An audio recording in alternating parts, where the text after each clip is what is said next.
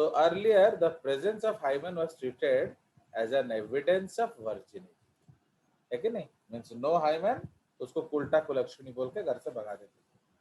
But nowadays it has been seen that exercise, games, boy style जो आप लोग बैठ जाते हो गाड़ियों में, it may also cause rupture of hymen.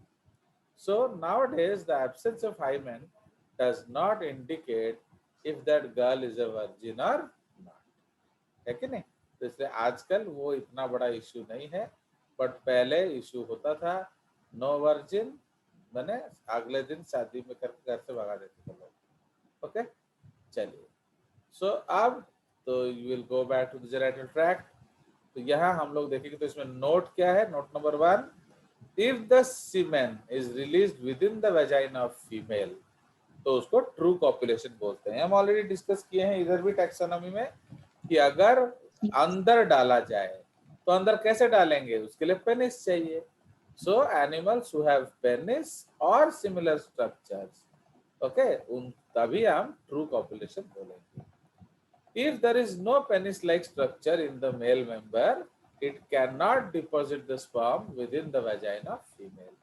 So in them, copulation is said to be false. Okay. तापरे the vaginal canal is the site of ejaculation of semen. तो यहाँ semen ejaculation होता है। ठीक है जी। तो its walls are rough and these are also referred to as vaginal rugae. Okay, तो vaginal rugae, इसका फायदा क्या है? That during intercourse, okay, when the glans penis rubs these rugae, क्या होगा? A friction is generated, bracket में इसको हम लुब्रिकेट कर देते हैं, लुब्रिकेटेड बाय क्या? Bartholin's and Cowper's.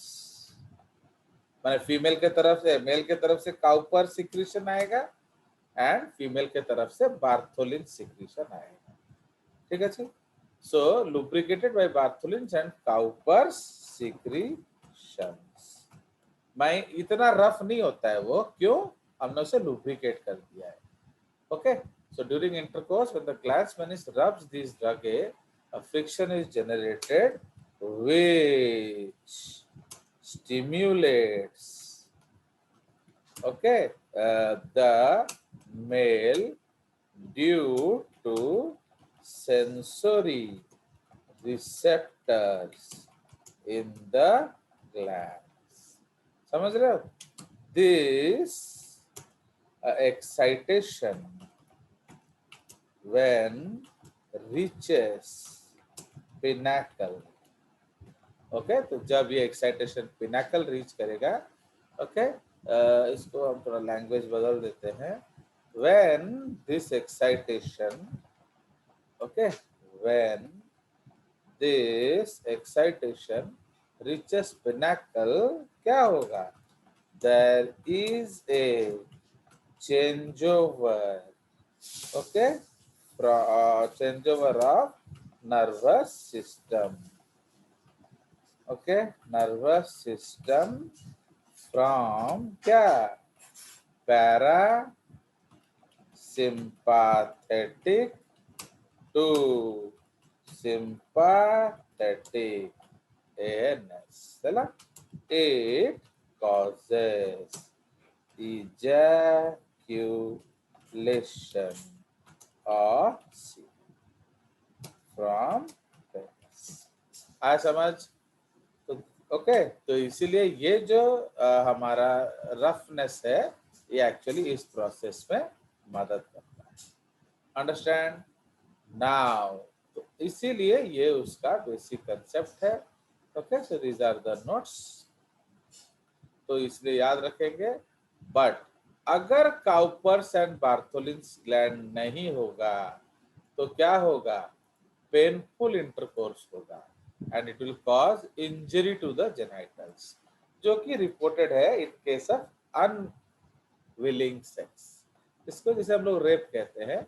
सपोज आप अनविलिंग है and just by force a person is trying to have intercourse, so there is no Bartholin's from the female, so इसीलिए क्या होगा, वो नॉन लुब्रिकेटेड इंटरकोर्स होगा, तो जेनाइटल इंजरीज होंगे, जिसको कि डिटेक्ट किया जाता है in the rape test. Okay, चलिए, तो ये हमारा हो गया वेजाइना के बारे में।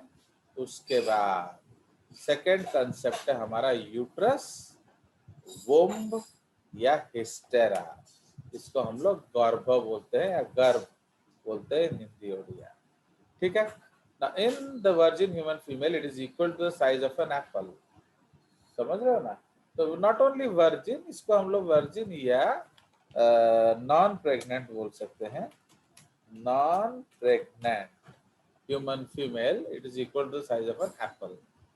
But in case of full-term pregnancy, this uterus occupies almost all of the pelvic cavity, abdominal cavity and thoracic cavity. समझ रहे हो, मतलब जब बच्चा पूरा डेवलप करता है, उसका लात आपके ऑलमोस्ट गले के आसपास होता है कि नहीं। तो इमेजिन कि कितना बड़ा यूट्रस हो जाता है। Hence, it is that organ of the body that can grow and degrow maximum. वो बढ़ेगा मैक्सिमम, तो ऑब्वियसली जब आपका प्रेगनेंसी खत्म हो जाएगा तो ये वापस बैक टू एप्पल होगा कि नहीं, तो इसलिए डीग्रो भी करेगा मैक्सिमम। तो देखो, ये मैं आपके लिए कितना सुंदर कलर वलर नोट बना लेता हूँ, बट आप ही लोग मना किया मैं पीडीएफ मत दो, तो वही चक्कर है। और क्या, ना आप लेते हो और ना ही आप नेट से देखकर। पिछले साल आपका बैच का एक वीडियो में 50-60 व्यू होता था, अभी मैं देख रहा हूँ 10-15 व्यू होता है। इसका मतलब 45 बच्चे अभी मजे कर रहे हैं, है कि नहीं। चलिए, मैं क्या बोल रहा हूँ नीतू। Yes sir. हाँ, सर बढ़िया बढ़िया कमेंट्स भी दे रही हूँ मैं। अरे तू दे रही है ना, बट बाकी सब तो कोई देख नहीं रहा ना। सब अभी आनंद ले रहे हैं कि कब स्कूल खुलेगा, हम ऑफलाइन पढ़ेंगे, है कि नहीं। चलिए, so this is the concept, तो इसीलिए ये याद रखेंगे। So this is the uterus. Now ये क्या लिख दिया, यस। तो नेक्स्ट पॉइंट है इट लाइज, तो यूट्रस कहाँ है, लाइज बिटवीन वेजाइना एंड क्या, it lies between the vagina and fallopian tube. Fallopian tubes. ठीक है। Now it begins with the cervix. Uterus का और फर्स्ट पॉइंट क्या है, cervix leads to the body of uterus and ultimately carries the sperm towards the ovaries via fallopian tubes. ठीक है, तो इसलिए सबसे पहले हम लोग जिक्र करेंगे सर्विक्स का। Okay, the first thing that will study is cervix. ठीक है जी, इसको कम कर देते हैं। तो सर्विक्स, या I call it the door to the uterus, is also known as door to the uterus, which is guarded by two os। याद आया, मैंने आपको बोला था। Number A, external os, it lies between vagina and cervical canal, and number B is internal os, lies between cervical canal and uterus. Okay, now cervix made up of, okay, cervix is made up of highly viscous tissue। तो ये जो tissue है ये बहुत ज्यादा viscous है। Okay, it resembles jam, जो bread jam आप खाते हो, है कि नहीं, पूरा जैम जैसा वो थिक होता है। It is so viscous that more than 60% sperms cannot pass through it in general times. Okay, जैसे in females we will see the menstrual period, है कि नहीं। तो जो menstrual period है, जो monthly period है, तो हर दिन यूट्रस का विस्कोसिटी जो सर्विक्स का वो वेरिएबल होता है।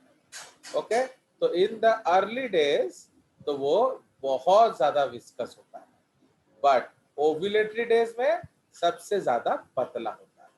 तो इसीलिए नेचुरली कौन से दिन में वो स्पर्म को फैसिलिटेट करता है, बताइए? Early days Ovulation days. ना ovulation Ovulation. Days? Ovulation days. Ovulation days. So during ovulation days, it facilitates sperm movement. Otherwise, it acts as a what? Brake. वो उसको जाने नहीं देगा. But when the estrogen and LH levels are high, okay? So when the estrogen and LH levels are high, तो ये कब high होगा? During ovulation. Okay, are high हम लोग यहाँ लिखेंगे during ovulation. Viscosity of the cervix becomes diluted, hence passage of sperm is allowed. This is one of the reasons that affects fertility. So highly viscous mucus may be one reason of infertility of female. तो अगर fertile आपका जो mucus इतना viscous है कि एक भी sperm को जाने नहीं देगा, तो क्या है, आप कभी भी क्या मां नहीं बन पाएंगे। So that is called infertility. क्योंकि हम इसको ठीक कर सकते हैं। कैसे ठीक करेंगे बोलो? हम ICI करेंगे, इंट्रा सर्वाइकल इंसेमिनेशन। ओके, उसको हम लोग इंट्रा सर्वाइकल इंसेमिनेशन बोलते हैं। क्यों? क्योंकि नेचुरली स्पर्म सर्विक्स को क्रॉस नहीं कर पा रहा है, तो मदद करो। ओके, चलिए तो लिख देते हैं। OH क्या है? इट कैन बी क्या? इट कैन बी क्या? इनफर्टिलिटी लिख देते हैं।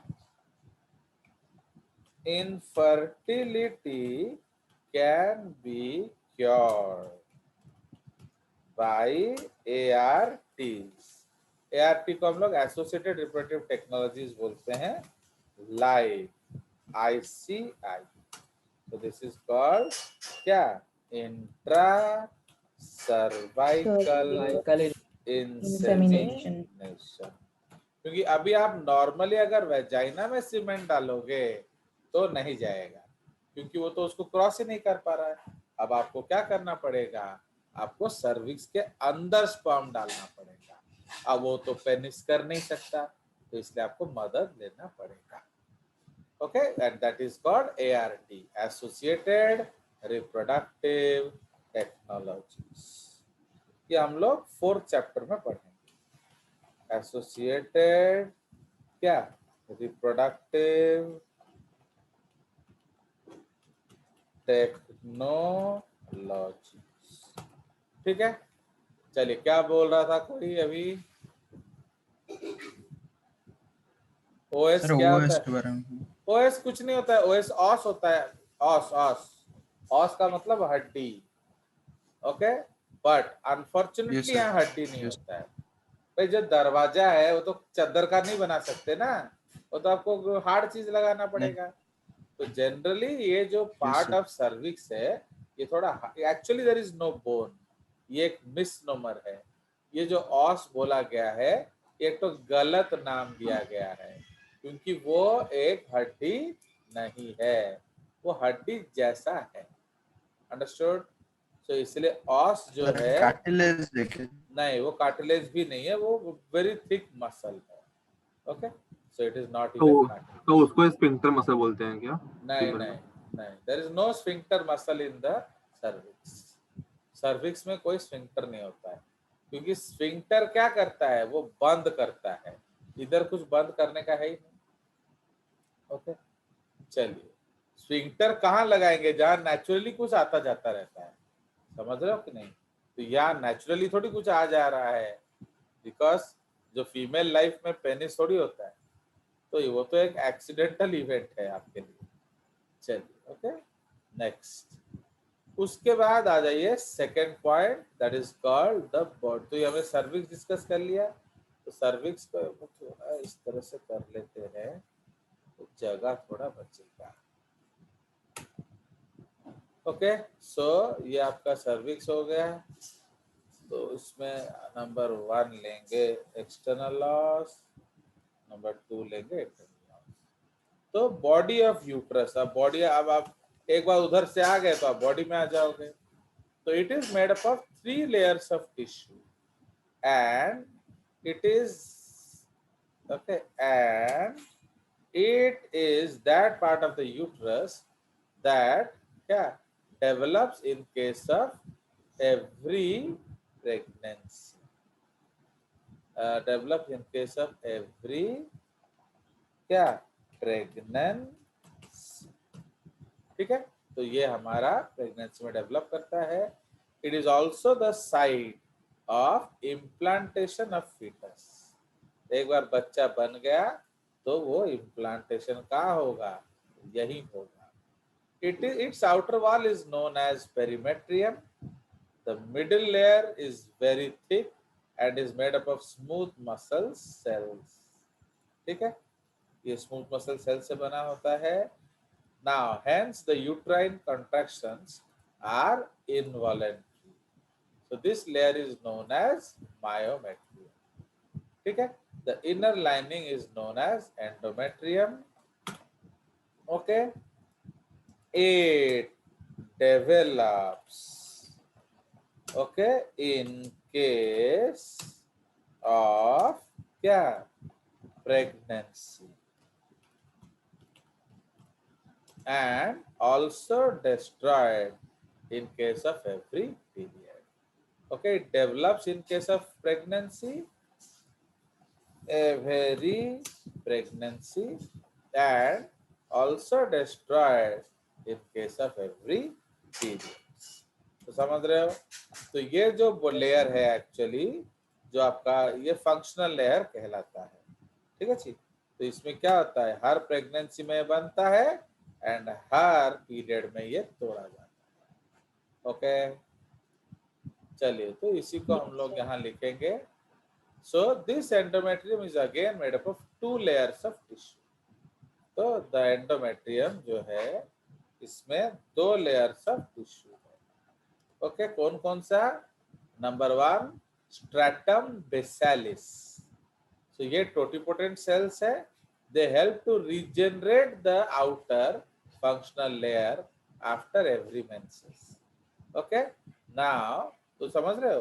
तो इसलिए मेंस में क्या होता है, पूरा एंडोमेट्रियम नहीं टूटता है, ओनली फंक्शनली टूटेगा। समझ रहे हो? ओनली फंक्शनली टूटता है। तो फिर दोबारा कैसे बनता है, उसको बनने में मदद करता है बेसालिस। Clear? Now second layer is stratum functionalis. तो stratum functionalis जो है वो क्या करेगा, तो ये आपका functional layer of uterus है। So this is the functional layer of the endometrium. ठीक है, so it develops in case of every preparation of pregnancy. तो हर 5वें से 24वां दिन of menstrual cycle क्या करती है हर लड़की, एवरी गर्ल, आपका प्रेगनेंसी की तैयारी करती है। फिर हुआ नहीं क्यों प्रेगनेंसी? फॉर्म नहीं आया। यस, क्योंकि अभी आपके लाइफ में स्पर्म नहीं आया है। And it is destroyed in case of every menses, that is the first 5 day of the cycle. It is the layer that is responsible for the maintenance of the fetus and its supplies. Okay, तो पूरा उसका maintenance के लिए ये responsible. ठीक है, now तो that is the concept. Okay, the uterus and other parts of the female reproductive tract are kept in its perfect position by 3 sets of ligaments: ovarian, broad and मेसोवेरियन।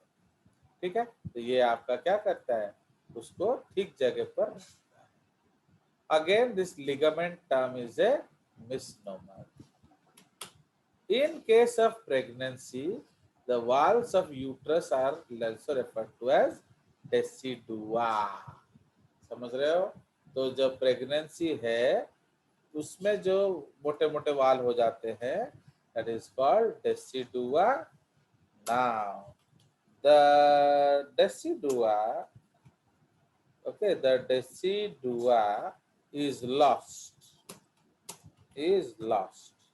okay, after delivery. समझे कि नहीं? एक बार बच्चा deliver हो गया तो decidua लेके क्या अचार डालोगे? Okay, after delivery in case of humans. दूसरों का क्या होता है पता नहीं, वो हम लोग स्कूल में नहीं पढ़ते हैं वो सब चीजें, क्योंकि एनसीईआरटी में दिया नहीं है, बट दूसरों का भी पढ़ना चाहिए. So this is the decidua is lost after delivery in case of humans. So it is then called क्या? Decidua fetalis. समझ रहे हो कि नहीं? तो उसको हम लोग बोलेंगे Decidua fetalis. Understood? क्यों? Because वो बच्चे के साथ बाहर निकल जाता है. So that is called decidua fetalis. कोई शक? इसलिए आप देखोगे गाय वाय का बच्चा अगर आपके सामने कभी पैदा हुआ है तो आप देखोगे उसके साथ एक पैकेट भी आता है. That packet is called decidua fetalis. अगर ये पैकेट नहीं फेंकोगे तो वो इन्फेक्शन होके मदर मर जाएगी. अंडरस्टूड?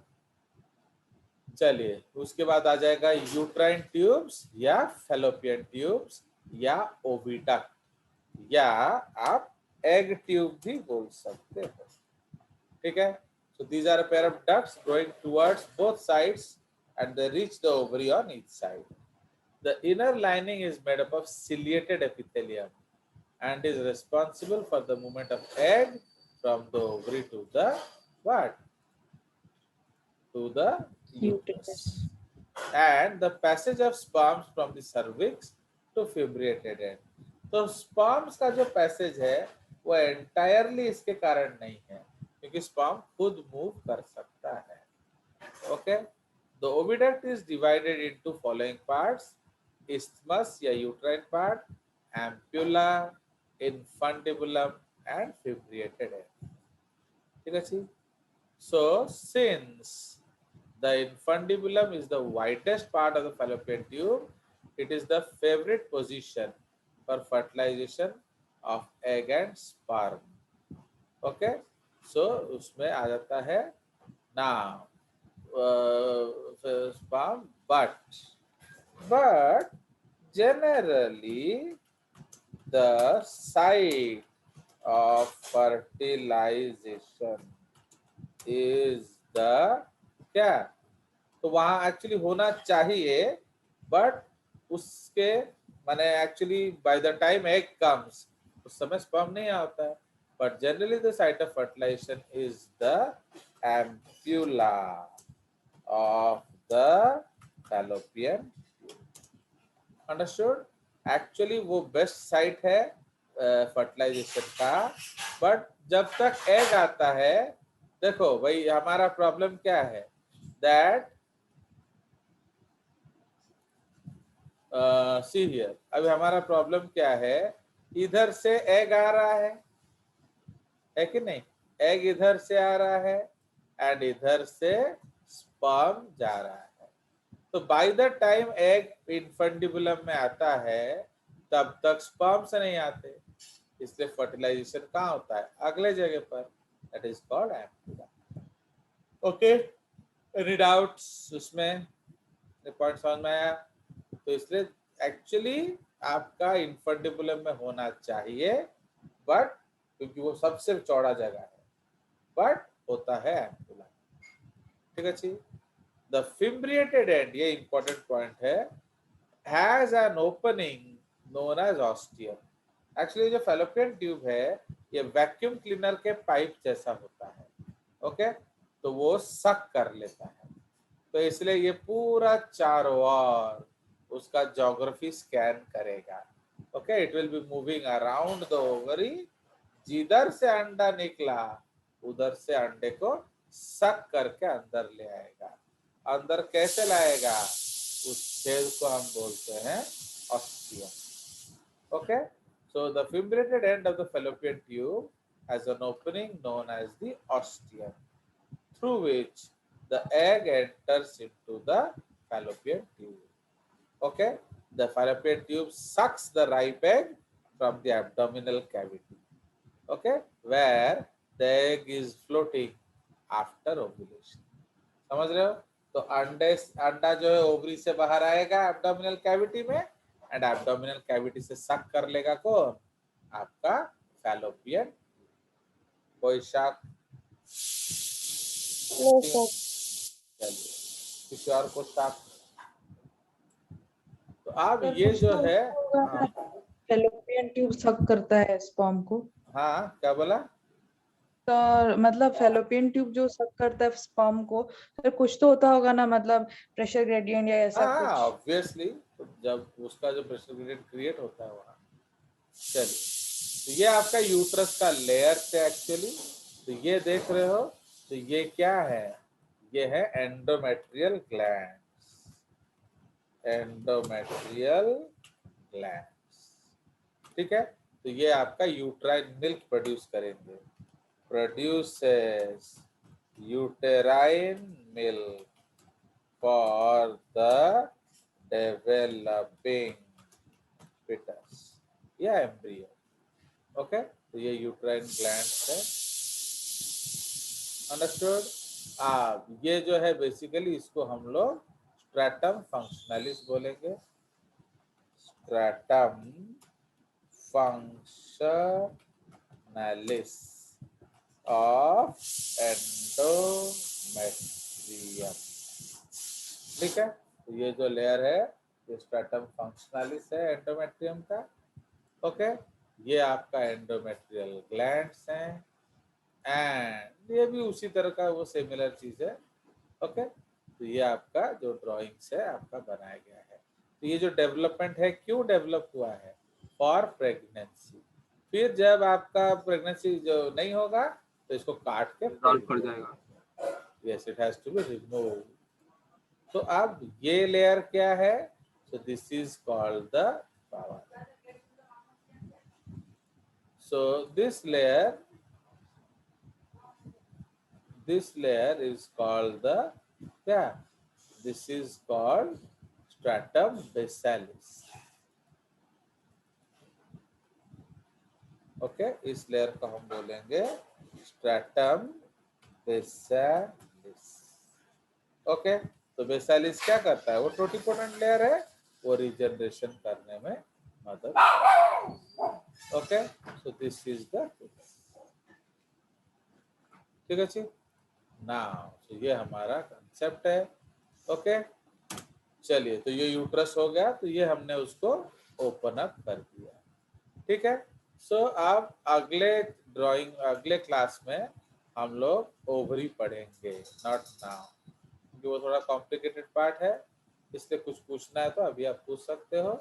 आपके पास तो वॉल्स ऑफ यूट्रस को थोड़ा समझ नहीं है वो पार्ट। तो अब मैं क्या बताऊं, बोल रहा हूँ, उसका मैं कुछ कर नहीं सकता। क्या नहीं समझ आया? तो हाँ, सर तो ये रेसिडुअल फिटलिस जो बोलते हैं सर, वो आप बोले निकल आता है आफ्टर प्रेगनेंसी। जब आपका बच्चा बन गया तो ये लेकर क्या करोगे? अचार डालोगे? तो जो चीज हमने बच्चे के लिए बनाया, after delivery what the mother will do? She will throw it. तो इसलिए जो एक्स्ट्रा डेवलपमेंट ऑफ एंडोमेट्रियम है, it is thrown, so that is called decidua. Okay, fetalis. समझ रहे हो? So while delivery only it will come out along with the child. After the child, not along with the child. तो गाय वाय में उसके साथ साथ आ जाता है, बट ह्यूमंस में क्या होता है, वो थोड़े देर बाद बाहर निकलता है। Okay, it is coming after some time. पहले बच्चा एक्सपेल हो जाएगा, उसके बाद माँ उसका पैकेट देगी। समझ रहे हो? क्योंकि वो उसका जरूरत नहीं है ना, बिकॉज मदर का उसका माँ का कुछ काम ही नहीं है। वो उल्टा वो रहेगा तो माँ का खून वून चूसेगा, तो इसलिए it has to be thrown, क्योंकि जो आपका यूट्रस डेवलप किया है उस यूट्रस को खत्म करना पड़ेगा ना भाई। जो यूट्रस आपका गले तक पहुंच गया है उसको अब वापस लाना पड़ेगा, तो उसका टिश्यू को तोड़ना पड़ेगा एंड वापस शेप में लाना पड़ेगा। अंडरस्टूड? क्योंकि अब Yes, उसकी sir. जरूरत नहीं है।